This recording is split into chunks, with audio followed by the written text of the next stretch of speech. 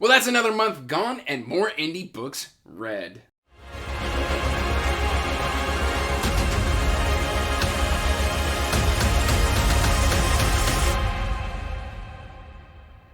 I just want to start this video by giving a huge thank you to my patrons. Thank you for helping me to pursue my passion.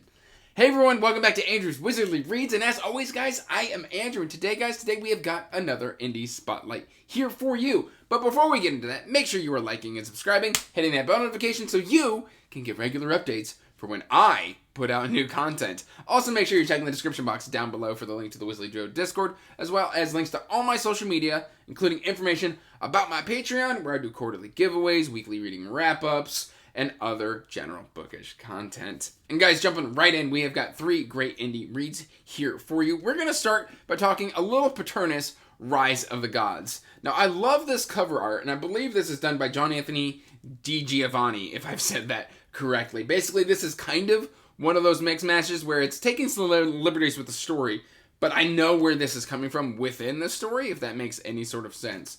But we've got this kind of bison demon here on the cover being faced off by an individual, and then we've got all of these awesome creatures. I'm going to say creatures. They're more gods and deities here on the back. Now, Paternus' whole thing is basically, in our world, the gods are real. They are just in hiding. They have had multiple wars throughout the millennia, throughout the epochs, I should say. And they have kind of like, they're done having their wars. They've kind of separated. They've gone into hiding. They live amongst mortals with true face. You can't have somebody with goat legs walking around on a normal day, so they just kind of throw up a little bit of a mirage, and then, or an illusion, I should say, not a mirage, an illusion, and then they live amongst us mortals, or they just kind of keep to themselves, or they're asleep type of deal.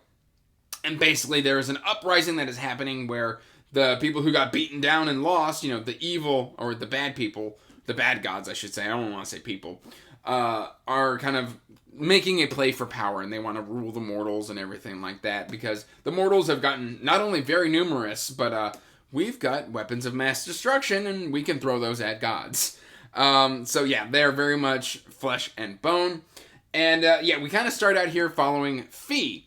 And Fee is this 17-year-old girl who is kind of doing the walk home after a failed liaison with a romantic interest of Zeke, who is 22. He plays guitar, and he's smart, and he's going away to college and things of that nature. He's got a competition, if I remember correctly. But basically, Fee is very much embarrassed because she wanted to lose her virginity this night, and Zeke was unwilling to cross that line, and so she just kind of storms away and goes home to Uncle Edgar and Mull. Uncle Edgar is basically her adopted uncle, is because Fee is an orphan, and Uncle Edgar took her in at, I believe, 11 years of age, and ever since then, he's, taken care of her and raised her and wanted her to have the best things in life, but at the same time, he reminds me of, the British butler kind of deal. He's kind of standoffish, he's very polite, he's very easily flustered. He's got his sensibilities that need to be, maintained. One of the great things about this is Dirk Ashton went in and he made the gods real. And in order to do that, he wove this beautiful tapestry of just legends and deities, and then made them all interconnect in a believable manner. I absolutely love what Dirk Ashton was able to do here in terms of world building. The magic here is awesome. The character interactions are great, and the battle sequences are phenomenal. There is also there's dimension hopping, there's time travel, there's alternate realities, there's gods, and there's just a whole lot going on in this story. Now, what didn't work for me in this story? Well, the only thing that didn't work for me is the humor. A lot of the times, the humor is incredibly funny, but then at times there will be humor injected at moments where I don't feel like it enriches the moment or the story. It actually just feels like it kind of cheapens what could be a heavy scene, or just a light moment that was already light that didn't need a crotch joke or something like that. The humor in here is very much sexually oriented. There is a little bit of, I won't say trigger warnings, but there are some sexual aspects in here that'll just make you go, ugh.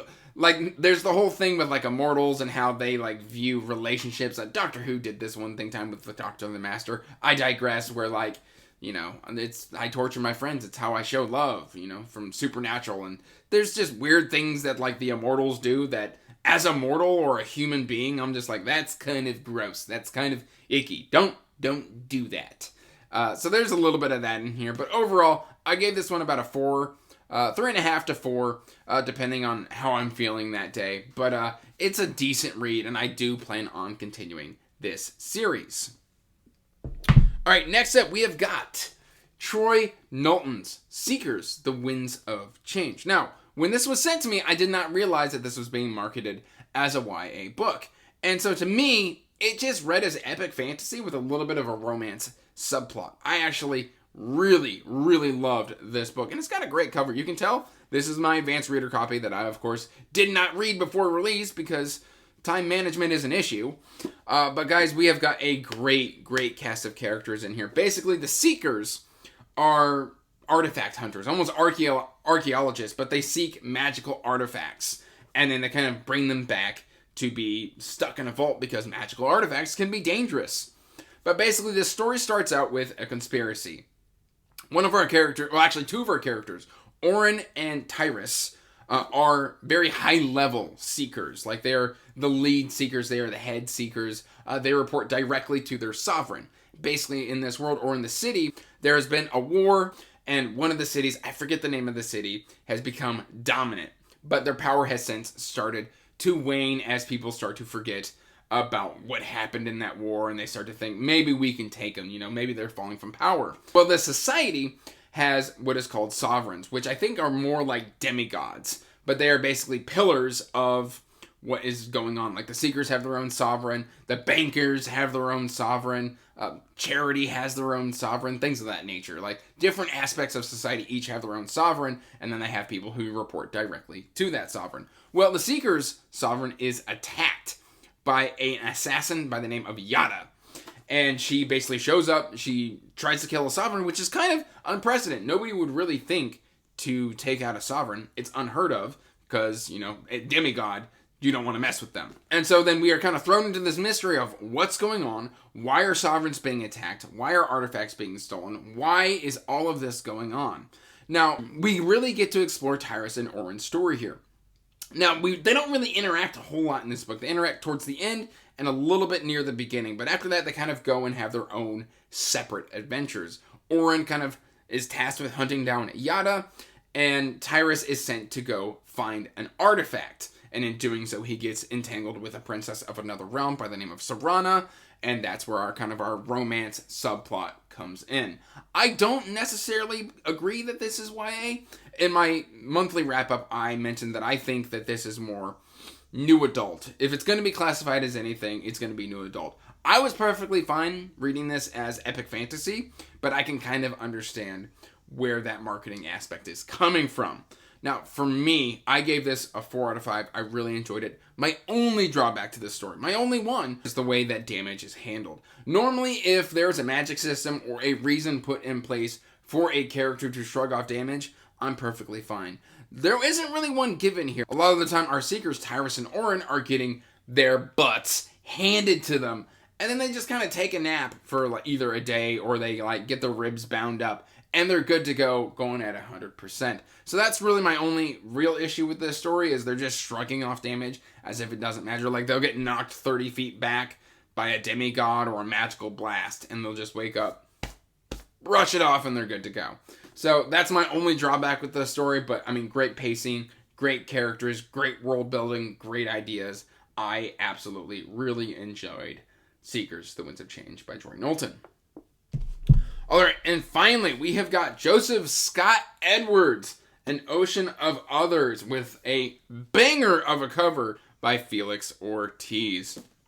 And this is another self-pub fantasy debut. This one's very, very interesting, because we follow Grimly. Basically, Grimly is a bounty hunter. But bounty hunting has kind of dried up since the riot. Air quotes, the riot.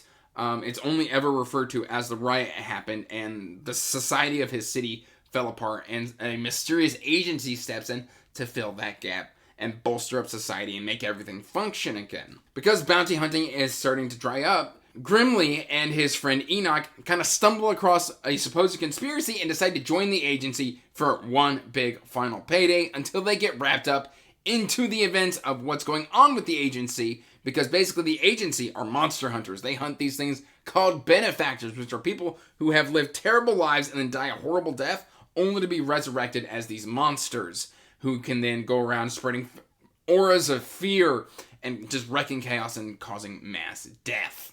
And so then Grimly just kind of gets swept up in everything, leaves that all behind, and just joins the agency as a finger, which is a member of a hand.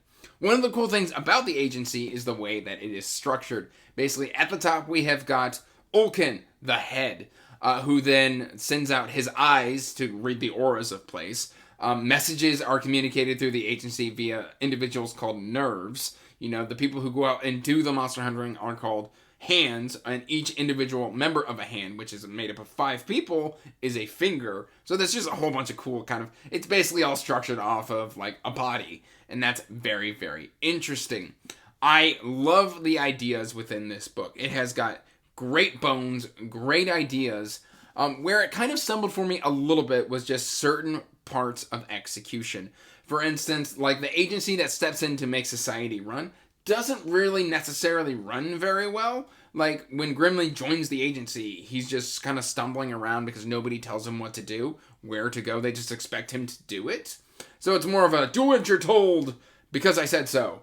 And then, like, when they try and, like, stumble around to figure out what they're supposed to do, they get berated for it, which, I mean, if an agency is running society, you would think, like, there's the whole red tape thing and the whole thing you can say about government and bureaucracy. But there's at least got to be, like, you know, you can just say, hey, you need to go down that hallway instead of wandering around a tower for 3 hours and things of that nature. Like, they're just left to wander to try and find a room in a tower where they have no idea where anything is, and then they get chastised for it. And so that whole way that the agency ran didn't quite sit well for me. The actual whole benefactor and the way that the magic system works, which they use fire for healing and light and magical attacks, and then there's a yin and yang style magic system where, like, they can use the dark and stuff like that. Fantastic. I liked the interactions within Grimly's hand. We've got Enoch, we've got Lorelei, we've got Dunix, Syntax, which is a scarred dwarf. He's basically just a rock golem. Well, I say golem, he's like a rock dwarf. And he's like, I face into the wind. I really enjoyed that aspect of Syntax. But we've got characters who kind of feel like they're kind of just toss-away characters. We've got some characters who just kind of pop up, but then we don't really get a payoff for them, so I'm assuming that'll happen in later books. But guys, this is a very, very strong fantasy debut. I ended up giving this a 3 out of 5. Now, that's just me personally. You may enjoy this one more. But this one is getting ready. Actually, this one will have been out for, I think, 2 weeks at the time that this video comes out. So please, make sure to check this one out. Now, that said, guys, that is the 3 indie books that I wanted to sit here, I guess stand here and talk to you about. We've got Paternus, Rise of the Gods, Seekers, The Winds of Change, and An Ocean of Others. Please make sure to check these out and support these indie authors. That said, guys, that's all I've really got here for you. So, till next time, peace out, stay magical, bye. And as always, I want to give a huge thank you to my patrons.